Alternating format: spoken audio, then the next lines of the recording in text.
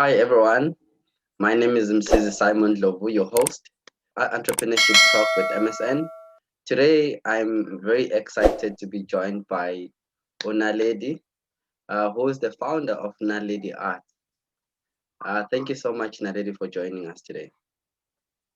How are you and how's everything? Thank you for having me. Everything is going. It's very busy. It's very busy.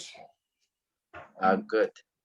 Naledi, I saw you on LinkedIn and I think there was an art that you had there and it was quite nice. And I did a bit of research about you and your business, and I saw that you're doing quite amazing stuff. So, do you want to take us through your business? What is your business about, and how did you start your business?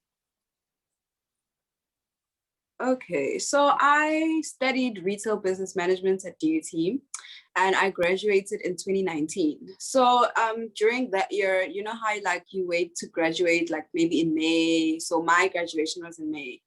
And from January, I just thought maybe I should do something while waiting to graduate, because you know how after you get your degree or whatever, you start looking for a job. Yeah. So I started doing art.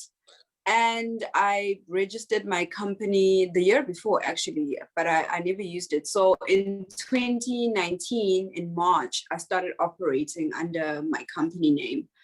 So yeah, and then from then I started creating portraits for different people, and that's when, you know, the business started to take off, because that's how I was making money. People order their portraits or for their family or as gifts, and that's how, you know, I started getting an income. And then in December, it was actually September, I was at the business fair, the Durban Business Fair. I was showcasing my business there, and then I linked up with another company, INPR, and we collaborated on the Aromat sneakers. So I painted over 100 pairs of custom sneakers for the Aromat and Pringles collaboration. They were launching a new flavor. Right. And yeah, that's when a lot of people started taking me seriously. They were like, okay, cool, we see you. And yeah, for me as well, I think I started taking my business seriously. And I just searching for jobs, retail, because that's not what I wanted to do in the first place. So I just utilized my degree to, you know, treat my art as a business. And that's how everything started. Honestly, it was very, you know, nonchalant. It wasn't anything too serious. I don't want to lie, especially when you're doing art, because you study all these things and then all of a sudden you're just like, I want to draw and paint. And then I was like, really? You know? So I don't like act like everything started all serious and I invested a lot of money. No, I think I used like 100 Rand for like paper, and I framed for like 250 for the first artwork. Yeah, and then that's how, you know, so it wasn't like hectic that I needed capital or whatnot or a business plan. So it was very natural, and it just goes to show that when you're doing what you love and what is your passion, it'll, you know, keep going and you can keep it up for a long time. Yeah. So what I wanted to ask you, because when I went through your profile, I saw that you did retail. Is it retail management, right? Yes, retail business management. How did you think about an art? Because I mean, I would think that you would think about a business, maybe an e-commerce or any retail store, whatever around your sector. Yeah. How did you go from retail management all the way to art? That's very interesting. Okay, so art, yeah, so art has always been my passion. I studied art as one of my main subjects in high school from grade 10 till matric. Okay. And I had the same art teacher. And so from grade 8, she just knew that art was my thing, you know, so she you know, compensated and made sure that I really focus on it and I grow in my art. So obviously, like, art has always been, you know, my thing. I've always loved it. And so when I started studying, I wanted to study arts, but it was really, really expensive. So from the beginning, art was always somehow, you know, goal. It could be fashion or art. That's what I wanted to do. So I was like, okay, cool. Let me try study something that doesn't limit me if I want to like ease into fashion or art. So with retail business management, I worked in a lot of retail environments where I was working in clothing stores, or there was merchandising, there was, there was a lot of selling and, the business and operating side of anything that you're selling. So I could go into anything. I could sell medicine, I could sell engineering products, I could do whatever. So it was very wide, and it was always the aim that if I had to compromise, I had to compromise with something that would benefit me if I go into random, I had a plan. I decided that let me compromise with something that won't limit me. So retail has really helped me, like, start my business, because it's the same thing. I create a product, development phase, and then end products, and then outputs, inputs. Like it's the same things. You have to have a supply chain. You get a supplier for frames, for paint, for brushes, and then you have an outsource for Korea. It's retail. That's retail in essence. Right. So it's not really different. It's literally the same thing. It's just that we view things differently. But when you look at the operating side of it, it's retail, because I'm selling, Sure. So yeah, it's pretty much linked. No, you are very correct there, because I don't think you can run a business without that background. You do need a retail background in order for you to start a successful business. Absolutely. Yes. Absolutely. So take me through the process of now landing your big project with Aromat and Pringles. How did that inform your practice, and how did you grow from that? How was the experience? So at the beginning, it was very overwhelming. I remember when I got the phone call for that, I was so lost. I was like, Ish, what? I don't know. But I was like, what? Let me just do it. And because they gave me, I think it was 12 pairs to like practice. So I was like, okay, let me try and not just say I can't, because it was something that I had never done before. And this was huge. So luckily the lady I was working with, Sane, she was very, very supportive, and she was very understanding. She pushed me. She knew that I could do it, and I didn't know that I could do it. So that on its own kind of helped the situation. So I just Googled and went on YouTube, and I practiced on my stuff. And then I was like, okay, maybe I can do this, because if you can draw and paint, I feel like you can draw and paint anything. That's how it should be. Sure. So I practiced on my first pair, second pair, third pair, and then I got it, and I even started being innovative, looking at what can I use to make the shoe sustainable? Like if you wash it, the paint must not come off, So I started thinking about all those things, and that's what retail is. You create a product, and then you develop it, and then you perfect it, and it's for the long run. Like customers must always come back for that, and especially if it's exclusive for like celebrities or influencers, it has to be a high quality product. So that really taught me that whatever product that I make or whatever art that I create, I must think of it in the long run. Will that just melt away, or will it be that one product that'll last, and the customer will come back and say, my house flooded and the art didn't get ruined, so it shows that your quality is really good. So it made me think things and drawings and more product based. My products or whatever art that I create, it has to last longer than me. If I die, my art still should sell and be a good product. So that's how it opened my eyes to things. It encouraged me and showed me that I can work with big brands, and that everything that I create is quality, and that it can reach that standard of bigger brands putting it out there and being proud of my products. So yeah. Right. No, that's fascinating. And I mean, I think that niche on its own, the painting, it's not very saturated, is it? How can I put this? It kind of is. I don't know how to explain it to you. The creating custom art is tricky, because there are a lot of people that can paint and draw. That's another thing that people forget, is that there are a lot of people can paint and draw. And then there's also digital art. So I can give you my picture, and then you can go on a software and create a digital artwork and print it out. And that looks perfect because it's created online. So it will look, close to perfection. So clients will want something that looks perfect rather than my artwork that I have to paint, by hand. And the nose might not look exactly alike, but if someone is doing it digitally, it'll look, better. So there's a lot of competition that people don't notice. It's digital art, it's photography as well. Is also like competition when it comes to, portraits and all those things. So it's a niche-ish, but it's also kind of saturated in a way. So I think, but there's the pie is big enough for everyone in a way. It's just that you have to find your mark. That's what I always say. That's why I'm saying, in business, it's about finding a niche. Even though there's like millions of people who are doing something, but definitely there's something that you can do different. There's something that you can do unique that could like draw people to your business than going to other businesses.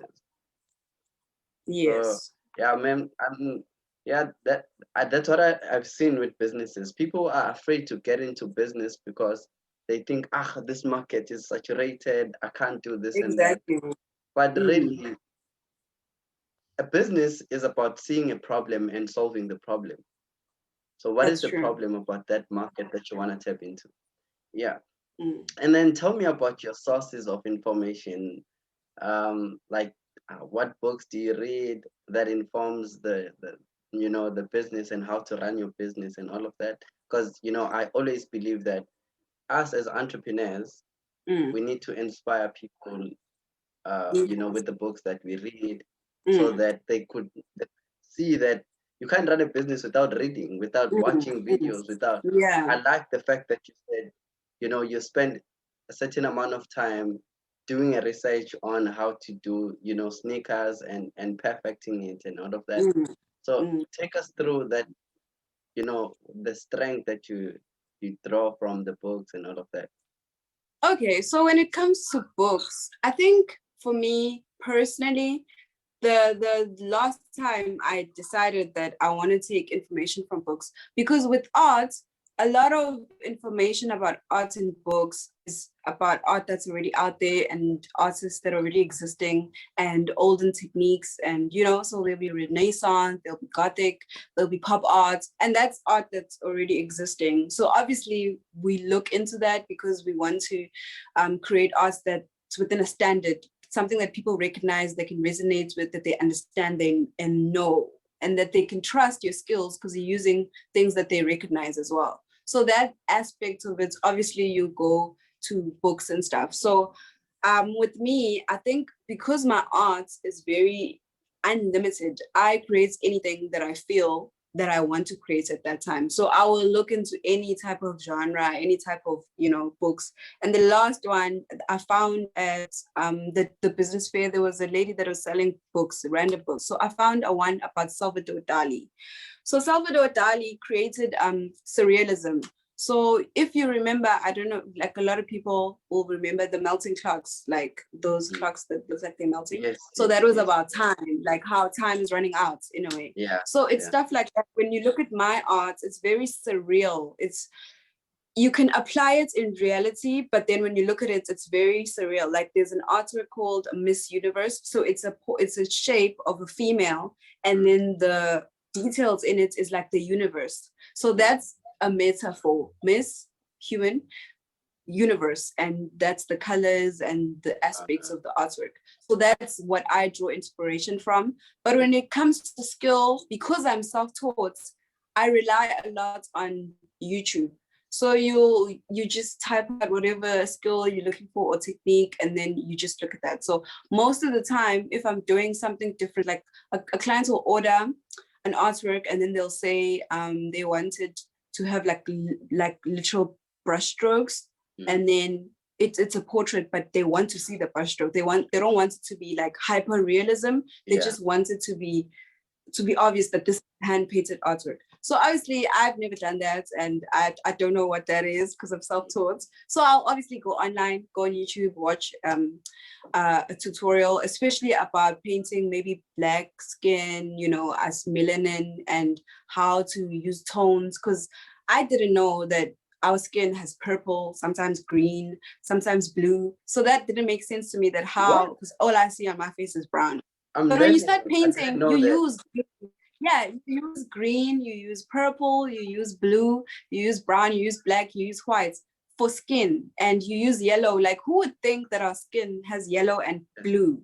But when you start Wow. painting, you realize that those elements create, you know, hyperrealism. It becomes more realistic because those are the colors that we don't see, you know. So those are the things that I learn online, and it's very informative. There are lots of people that are so intelligent, they're so creative and innovative, and those are the people that we look, you know, to, you know. And there are lots of different people, that are like millions. I look at lots. I can spend 5 hours on YouTube just researching. So yeah.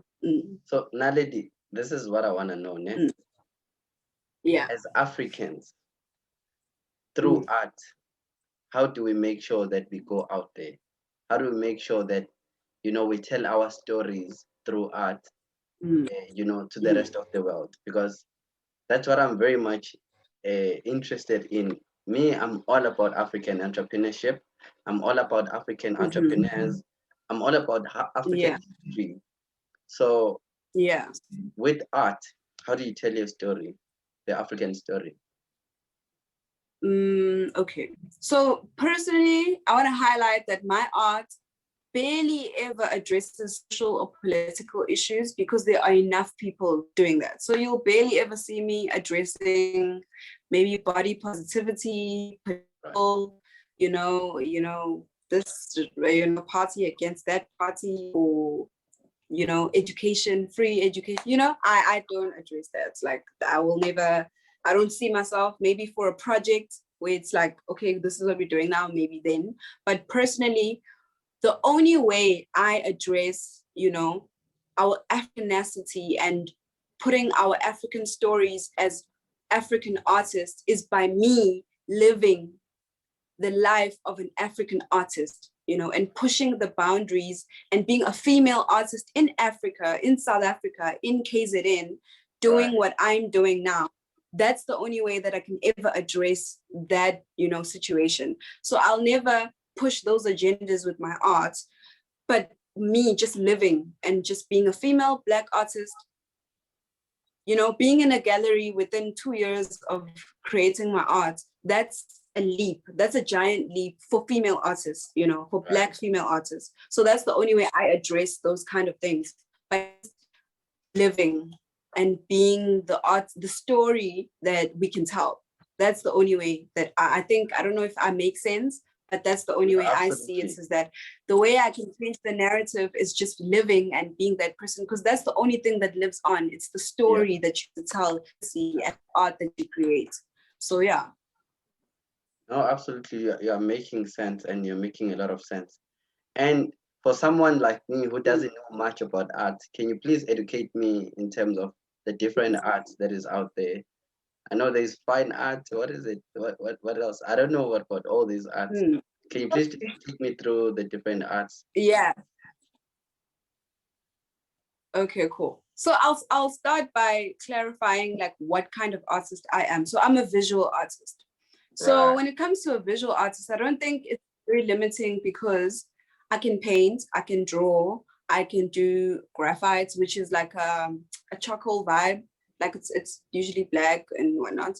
So with that, as a visual artist, I can work with graphic designers, I can work with illustrators, I can work with people who are writing books and they need art in the books. I can work with maps, I can draw maps, I can work with fashion designers sketching out dresses and whatnot. I can work with billboards, I can work with graffiti artists. So it's anything visual, visual art. So that's what I do. It's not very limited. But for a fine artist, that's literal sculpture, painting, drawing. So that's you take one version of art and you perfect it. So you'll see who can I make an example of? I don't like making examples because then people just focus on that one person. So if I had to pick out a fine artist, I'm thinking of someone that's South African. Let me see my favorite fine artist. I would say that Umam, is she a fine artist? Esther Mahlang. To me personally, I feel like she's a fine artist because she's taken one genre of art, which is painting, and she's perfected it. I've never seen someone, especially in her age, who can paint in a straight line like that. So for me, I feel like that's what fine art is. When you perfect that one technique or that one genre of art, that makes you a fine artist. So I can't be a fine artist because I'm not sitting every day perfecting my craft of painting. I do different things. So I'm just a visual artist. So I hope that clarifies, types of art. No, absolutely. Because there's also craft. There's also craft where it's beading, you're creating baskets or, wefting, or there's just different, there's so much. There's so much. Because there are a lot of things that people don't consider as art. Pottery is art. Like creating, crockery and all the, that's art. And then, what is it in English? Crochet or whatever, that's art. Weaving, that's art. Yeah, that's art. Like that you need to learn that craft. That's art. Beading is art. Like, beading is just incredible. That's an art on its own. So there's a lot of different types of art. Lots of different types of art. No, then it makes sense to me. Your field is not saturated. Like there's so much that you can do. Even when Anjong about to show Exactly. visual art, you're a visual artist. I mean, like you mentioned a lot of things that you can do. I mean, as a visual artist, and I mean that's a lot. That's amazing. That's amazing. Now tell me about your store. I saw that you are opening a store in Musgrave. Is that happening? I'm not opening a store in Musgrave. I wish I was opening a store in Musgrave. I wish I was opening a store in Musgrave. No, but it's an incredible. No, I'm saying I'm not the one opening a store. It's a store that already exists. They're just relocating to another part of Musgrave. So they already have Black brands, Black entrepreneurs or designers that are already like selling their stuff there. So I'm just an additional designer or brand that's going to be using their products there. So it's called At the Gallery. It's at Musgrave and it's owned by an incredible lady called Nomkhele. She's so talented and she's just, creating a platform for, local designers, because seldom you'll ever find a place that creates, space for local designers and they don't want all these processes and all these complicated things, because not everyone studied retail like I did. So yeah, I think it's what she's doing is incredible. And if it wasn't for her, I don't for a second ever think that my products would ever be in a store this quickly, because I only started making the t-shirts last year, December. And it was only because friends started asking me for them, like, oh, why don't you just put it on a t-shirt? Because I can't afford your art. It would be better like if I can wear it, because 250 is better than 1.5, So yeah, so I think it's gonna grow and hopefully it just goes into maybe hoodies or but I love fashion. It's something that I've always wanted to do. So it's funny that I'm doing this now, It's like, whoa, okay, look at God. So it's very exciting. Like I have a lot of ideas and I'm gonna run with it, and there's gonna be a lot of different pieces, and it might even grow into actual clothing with my art prints on it. So yeah, it's the beginning of something. Yeah. That's amazing. Can you please repeat the name of the store so that we can go there? What's the name of the store in Musgrave? It's At the Gallery. At the Gallery. At the Gallery. Okay, I'm gonna put it in the description. At the Gallery. So it goes with art. Yeah, it just goes with art. At the Gallery. It's very, very simple. So yeah, At the Gallery. Right. So and then if we want to work with you, and how are your prices and your services? The difference, there's something called commissions. So you have a portrait or a picture that you'd like painted, that's called a commission. then you order from me. So what happens is you'll send the artwork, the picture that you want painted, and then I send you a price list where you select the sizes. So it goes from A4, which is the normal size A4 paper, that's 500 Rand. And then, and then it's A3, A2, A1, A0, and as big as you want it to be. So that's how it goes. Then you can add a frame and delivery. So local delivery is free, but obviously national is 100 Rand. So yeah, it's that simple. It takes about 3 to 5 days to create that artwork, depending on the size, could be more if it's bigger. And then family portraits as well take like up to 10 days because it can be 4 members. And if one artwork is 3 to 5 days, then obviously 4 people are a lot of days. So yeah, that's how it's very simple. And then there are collaborations where you hire me on your project, like the Aromat situation, where I'm working on that project for that amount of time. So we sign a contract that from maybe December till February, I'm working on whatever orders. So anytime you replenish that stock, I create that product. So that's how it goes. And that will be unit price, where if each sneaker will be X amount. And yeah, that's how it goes. So there's different things, and it's very simple to contact me and collaborate. I'm willing for a lot of things. I'm a bit picky because I'm still in a phase where everything that I do has to make sense and be clear, so that people know what does Naledi do and what is Naledi's products and work. And so I'll never do something that's off topic from what I do, so you won't be like, I don't know, in construction or food or whatever, so depends. No, thank you so much for that. Now in closing, what would you say to someone who wants to go into art, who wants to maybe be either a fine art or a visual art artist? What would you say to someone who just wants to start a business in art or study art even? No, I always get that question, and I never know what to say because nobody ever told me, so I'm always like, So I think the book. Do you know this question that we always ask students, ne? Ukuthi zibhalela incwadi, bhalela your what would you say 10-year-old kind of, yeah. I think if I was talking to myself, I would definitely say to myself that you need to study art. Like, don't compromise. I don't know, it's just that a lot of people, sometimes you love art, right? Because art, as Black people, art is within us in any way, whether it's music, poetry, performance, art is within us. So sometimes just because we love art, we want to study it and, use it as a crutch in like creating a career or whatnot. But sometimes if you can't draw and you are bad at it and you can't do it at all, for me, don't study art because you will struggle. It's just basics. So if you're good at art, you can, work with graphics or whatnot, then that's a sign that, that's something that you could go into. So sometimes you have to be practical. Don't just go on love, because then that's a hobby for you. That's something that won't last. You won't, in the next 5 years, think of it this way. In the next 5 years, do you want to be sitting in a studio with an easel, painting an artwork for 8 hours in 5 years' time? Is that something that you're willing to do? Then that's when you know that, do I want to study art or not? Because art is not glamorous at all.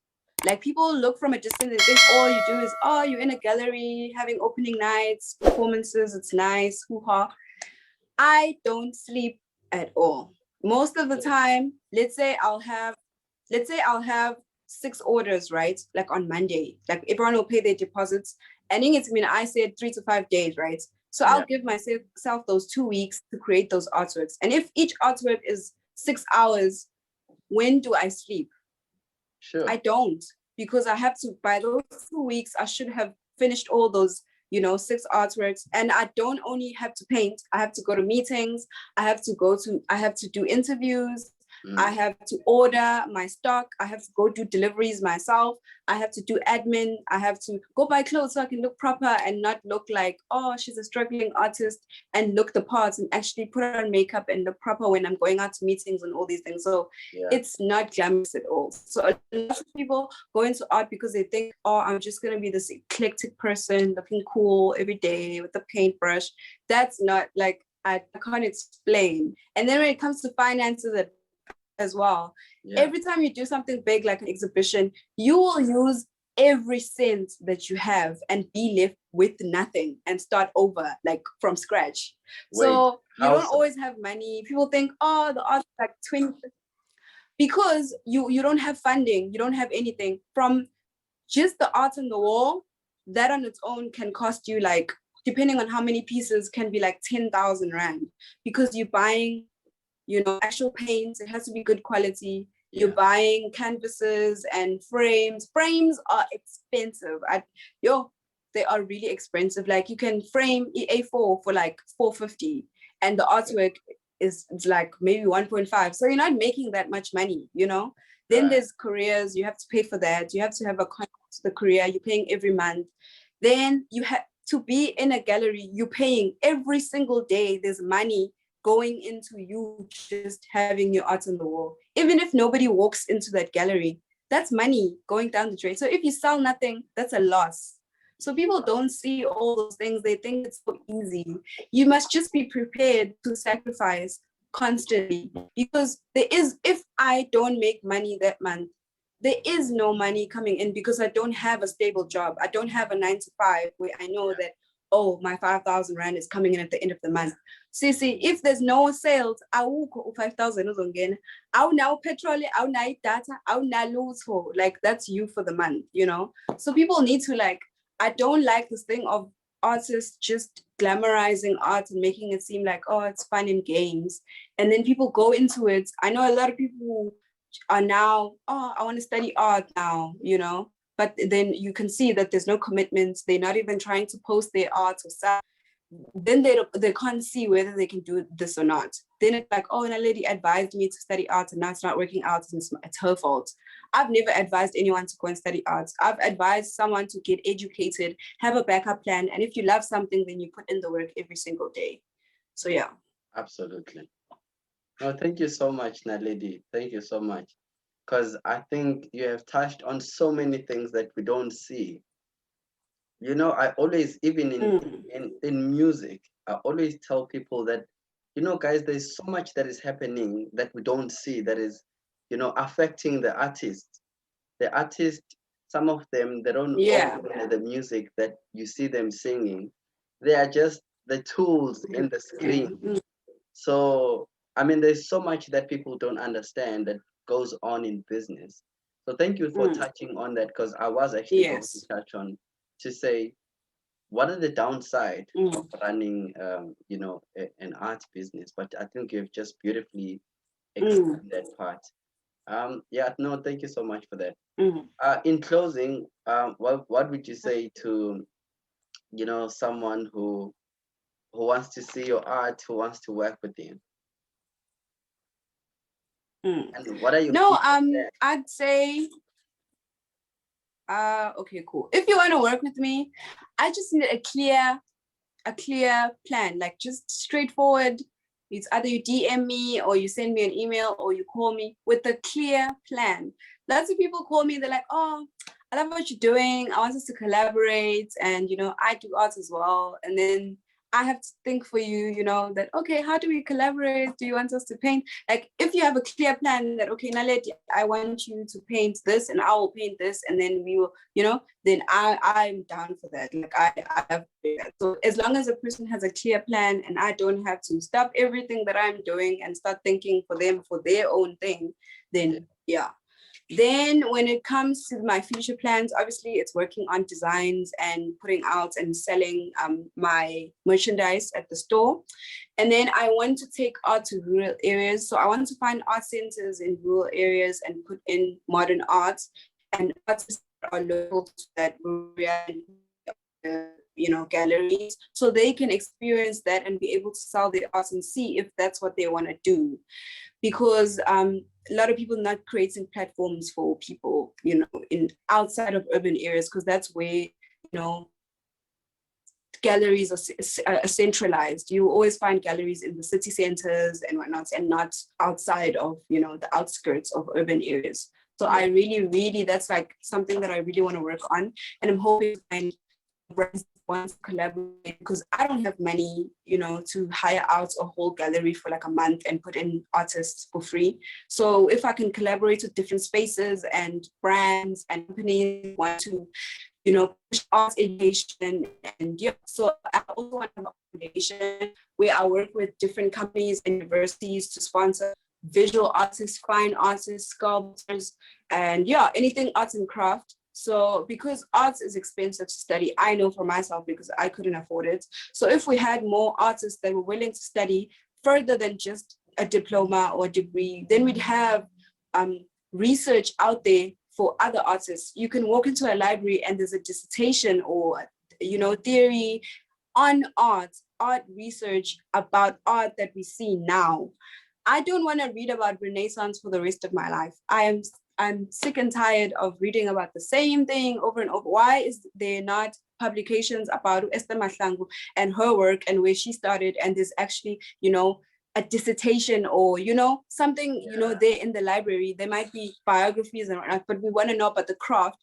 How they explain Picasso is how I want them to explain Esther Mahlangu's work, So I need brands and companies to collaborate to start an art foundation where we sponsor artists who want to study and be doctors in fine art, doctors in visual arts, so there's stuff that we leave behind as artists that's formal. There's research out there, there's publications out there about art.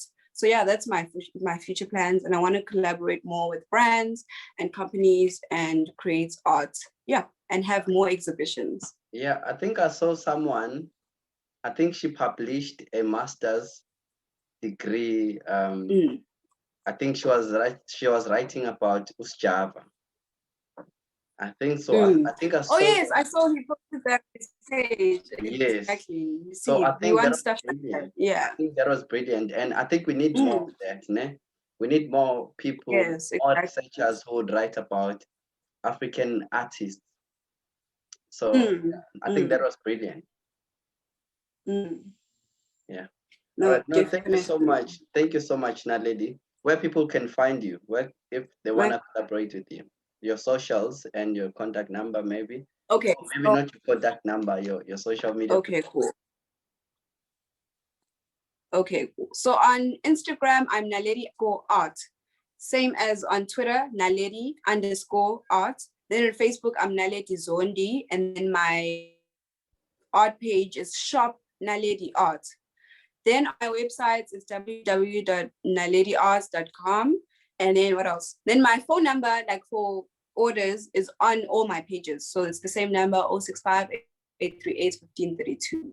So that's the number that everyone can use for WhatsApp or Telegram. Because I know a lot of people are going to Telegram now. Too fast, my email address is also...